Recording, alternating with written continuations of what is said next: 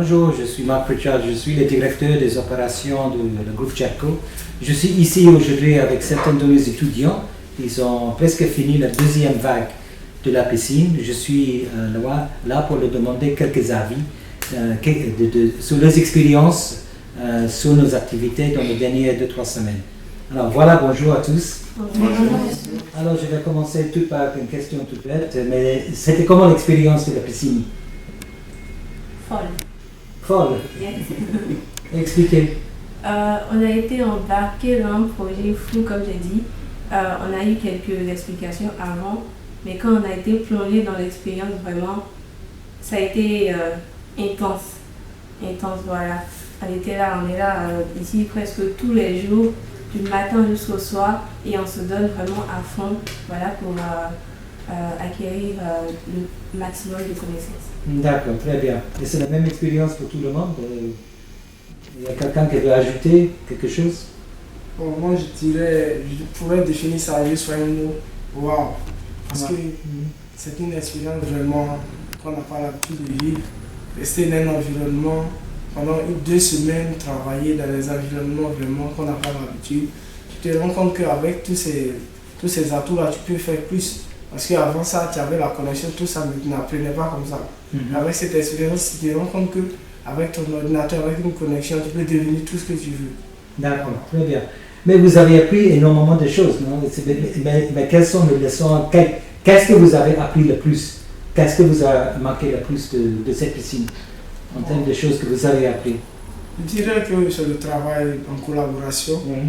Il y a surtout comme on a travaillé dans le développement de Python. C'est un langage que vraiment tout le monde ne connaissait pas. Moi personnellement, je connaissais que les bases.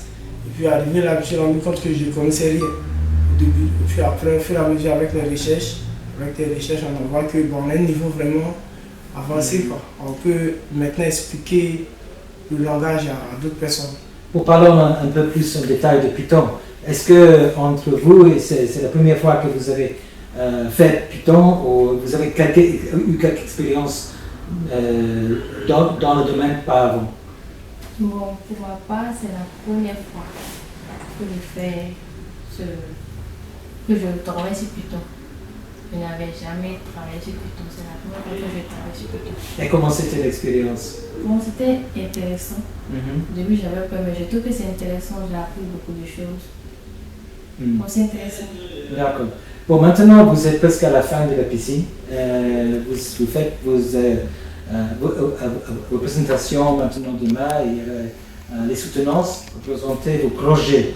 Alors, expliquez-moi un peu ce que c'est cet exercice, ce que vous allez faire et comment vous voyez l'utilité de ces problèmes. Moi, par exemple, j'ai choisi le projet où on me demandait de créer une application où les gens allaient pouvoir demander le prix des taxis, combien on roule. Et je devais, avant toute chose, je devais créer dans une base de données, ensuite télécharger Django, qui faisait partie des Python, ainsi de suite. D'accord, mais le projet que vous allez faire demain, vous êtes dans les équipes différentes pour présenter les projets. Expliquez-moi un peu comment ça va passer cette activité. Pour ma part, en fait, je veux dire que nous, on a eu le projet sur l'hôtellerie.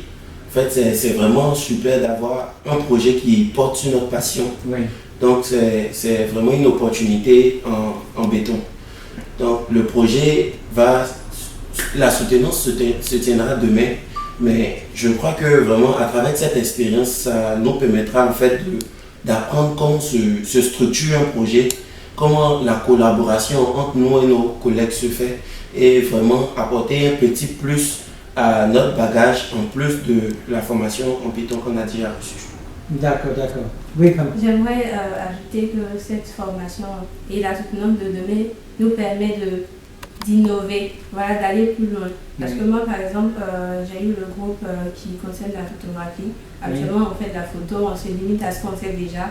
Mais cette fois-ci, on nous demande d'intégrer une chose innovante dedans qui est en rapport avec l'intelligence artificielle. Donc c'est ce que nous essayons de faire, nous essayons de pousser d'aller plus loin que ce que nous faisons d'habitude. D'accord. Et juste une question générale. Après la piscine, après que vous avez terminé vos cours à Tcherko, vous voulez faire quoi? Mademoiselle. Moi, personnellement, j'aimerais continuer mes études en informatique parce que je fais déjà l'informatique. J'aimerais que ma formation soit poussée, surtout en data scientist. Voilà, les bases de données, l'intelligence artificielle, tout ça. J'aimerais me perfectionner là-dedans parce que je suis plus à l'aise avec l'analyse des données. Et vu qu'on a étudié le langage Python, je pense que ça me sera d'une grande utilité. D'accord. Et quelles sont vos aspirations après Tcherko? Qu'est-ce que vous allez faire? Comme on dit, Tcherko ici c'est l'école 43. Moi, je dirais que comme en Côte d'Ivoire ici nous avons l'école 43, j'aimerais faire tout possible avec le langage Python, essayer d'avoir un niveau vraiment expert, puis essayer de voir comment apporter mon expérience, ma connaissance en Python dans les grandes entreprises. Parce qu'actuellement nous avons les GAFA, les grandes entreprises internationales, tout ça. Et il faudrait vraiment qu'on puisse aspirer à aller travailler là-bas. C'est un truc comme ça. D'accord. Et les autres aspirations? Qu'est-ce que vous comptez faire après Tcherko? Bon, vraiment, je veux dire déjà que la formation Tcherko m'a vraiment appris qu'il ne fallait pas se limiter à des rêves qu'on avait, mais il fallait les pousser.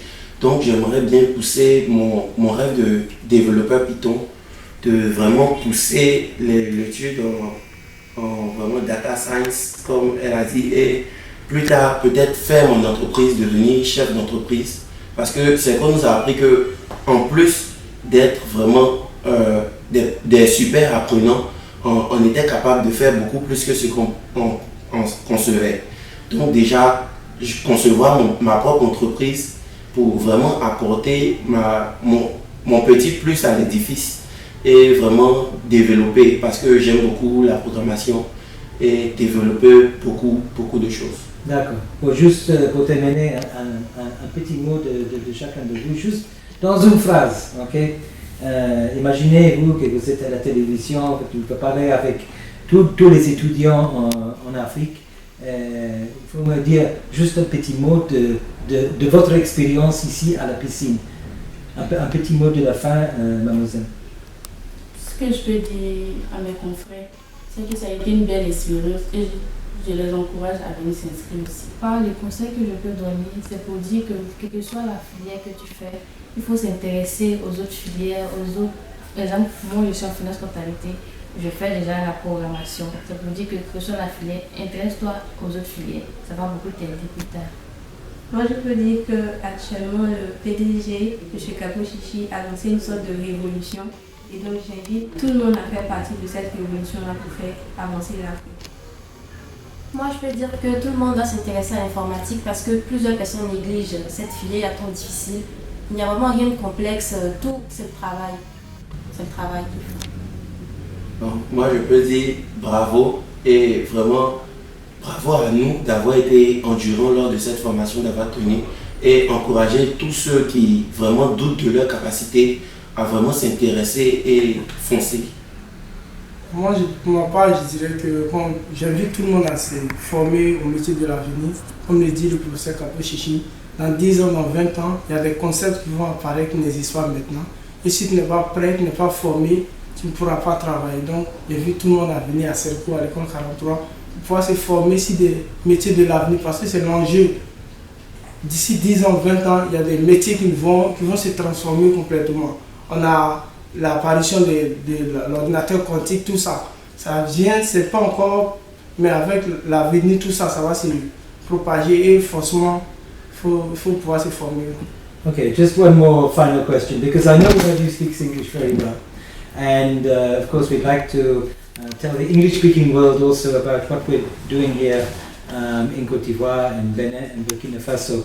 And when I know one of the students speaks English very well, so maybe you would like to say something about the experience in English to other people across the continent. Please. Okay. As I said in the beginning, it is a crazy experience, I didn't thought I was capable of doing what I'm doing right now. So I'm very thankful to the President, Mr. Kaboshishi, for permitting us to be part of this experience. Ok, très bien. Merci.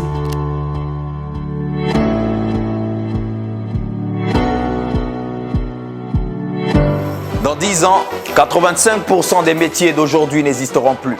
Veux-tu continuer à être formé pour le chômage ou embrasser les métiers de demain? L'Institut Serco te forme gratuitement. Passe le test de recrutement maintenant.